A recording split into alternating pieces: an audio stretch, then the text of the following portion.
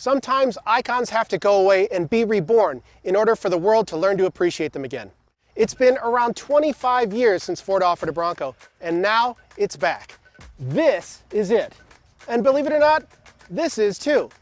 But we'll get to the unibody Bronco Sport in another video because it's this guy that I'm most excited about. That's right, I can't lie, I'm absolutely pumped. But I'm also genuinely nervous because I have one rule when it comes to icons. If you're an automaker and you're lucky enough to stumble into creating a legend, you have one job. Do not piss away that icon. What I want to know is, has Ford followed my rule? Let's make the most of this early look and see what we can't find out. For my money, Ford has one shot against the Wrangler to be taken seriously. And fortunately, it looks like they've come guns blazing. You won't find any softness here. This is all purposeful upright bodywork, big fender flares, and round headlights.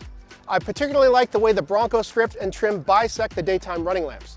The look is retro, but not cartoonishly so. The new Bronco's visuals definitely skew towards the first generation from the mid-60s, far more than the OJ spec models from the 90s, or something entirely different, and that's all good with me. Like the Wrangler, there are both 2- and 4-door versions. I'm partial to the Shorty, and Ford is planning on rolling out a whole series of trims with different looks and playful names. There's a first edition model, plus Big Bend, Black Diamond, Badlands, Wild Track, and there's even a Sasquatch package with, you guessed it, big feet. Oh, and also like the Wrangler, yes, the doors come off, but unlike the Jeep, no, you won't lose the side mirrors in the bargain. And yes, you can choose from different removable tops, but you can't fold down the windshield to let your COVID-19 hair fly. Now, I don't have time here to get into all the nitty-gritty specs and compare everything to the Wrangler. We'll cover that in a separate roadshow video. But what I can tell you is that versus the Jeep, the 2-door Bronco rides on a longer wheelbase and the 4-door rides on a shorter wheelbase. However, overall dimensions are pretty similar. Ford is touting best-in-class ground clearance, suspension travel, crawl ratio, and a whole bunch of other stuff that should really grind Jeep lovers' gears. Clearly, Ford has taken a long, hard look at the Wrangler's template. They'll even cost about the same. A base 2-door Bronco will run just under 30 grand, including delivery fee. That's within a couple $100 of the Jeep. And yet, this Bronco is far from a copycat. There are significant differences, including an independent front suspension. The biggest differences, though, are arguably with the powertrain. For one, Ford is going with an all EcoBoost lineup, no naturally aspirated engines. As you'd expect, 4-wheel drive is mandatory. The base engine is a 2.3-liter Turbo 4 borrowed from the Ranger, putting out an estimated 270 horsepower and 310 pound-feet of torque. That is the same horsepower as the Jeep's optional 2-liter turbo, but slightly more torque. Then there's the 2.7-liter twin-turbo V6, good for 310 horsepower. That's more ponies than you'll get in any Wrangler engine, but it's 15 fewer than the same motor in the F-150. More importantly though, torque is 400 pound-feet, and that figure positively houses the Jeep's gas engines, which only manage up to 295. Yes, the Jeep has the optional EcoDiesel with more torque, but it's seriously expensive and so is the fuel.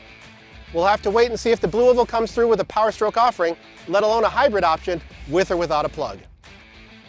The Bronco's transmissions are pretty wild as well.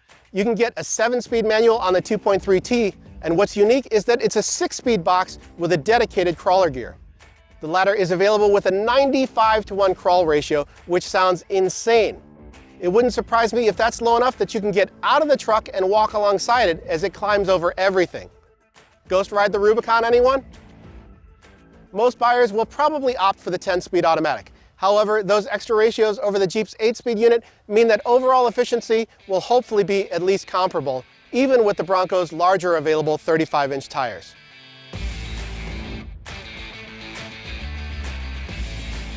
There's a bunch of interesting new off-road tech too, including an available new terrain management system with GOAT modes. Greatest of all time? No, goes over any terrain.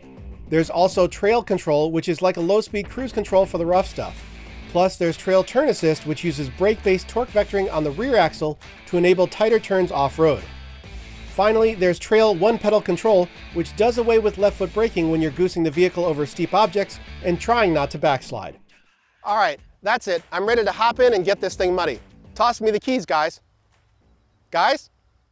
All right, Ford's not willing to let me drive this one yet, but let's check out the inside anyway. Taking a peek in the cabin reveals a purposeful, chunky interior with appropriately hard-wearing surfaces and a big, meaty shifter. These two doors-off trucks feature a bunch of accessories that are in development, but even stripped down to stock, there's a lot here to appreciate. Since we're part of CNET, we'll start with the infotainment. Ford's new Sync 4 features twice the processing power, and it runs on screens up to 12 inches.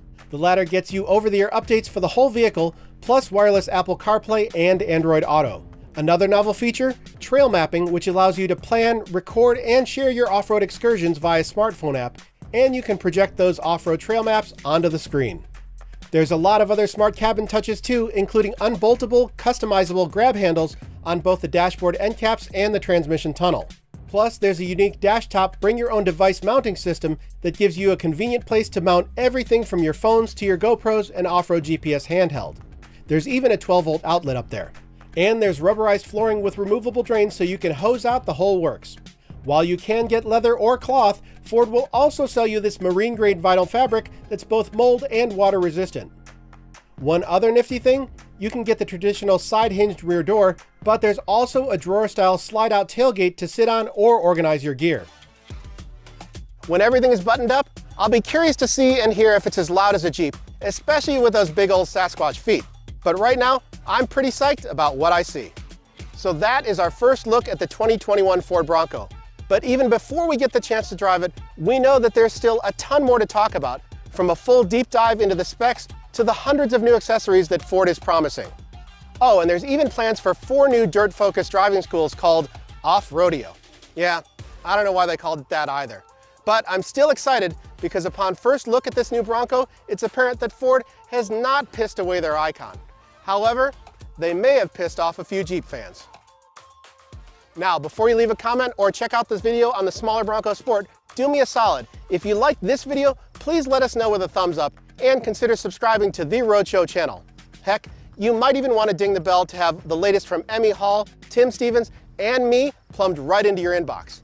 It's free and you're in lockdown. What else are you going to do?